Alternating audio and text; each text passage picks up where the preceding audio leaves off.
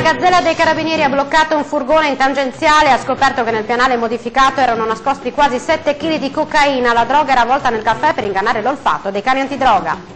Un guasto informatico alla rete di INSIEL ha provocato grossi disagi al sistema di prenotazione e alle centrali operative del 118, emergenze gestite per ore utilizzando cartine geografiche e block notice.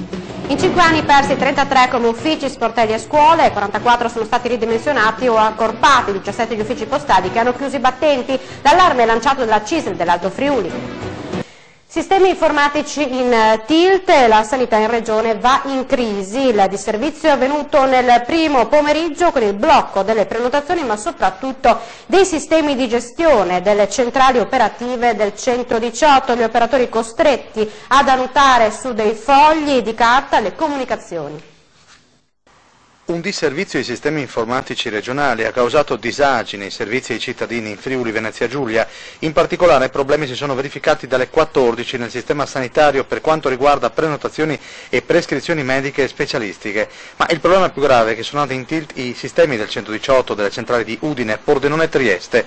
In pratica il personale, ad esempio della centrale di Udine, si è visto costretto a gestire le chiamate di soccorso annotando informazioni su dei fogli di carta, utilizzando cartine geografiche cartacee per inviare i mezzi sanitari. Un disagio che per quello che concerne il capoluogo friulano è andato avanti per una settantina di minuti. Il crash è venuto nel cambio turno. I problemi si sono poi prolungati maggiormente nelle centrali di Trieste e Pordenone, dove il blocco si è protratto oltre le 2 ore. Per quello che concerne Udine, per una circostanza fortunata, le chiamate non sono state numerose, quindi l'emergenza nell'emergenza è stata gestita abbastanza agilmente. Diverso sarebbe stata la situazione se ci fosse stata una concentrazione di chiamate che quindi avrebbero mandato in crisi il delicato sistema. Va ricordato che il sistema informatico è gestito da INSIEL.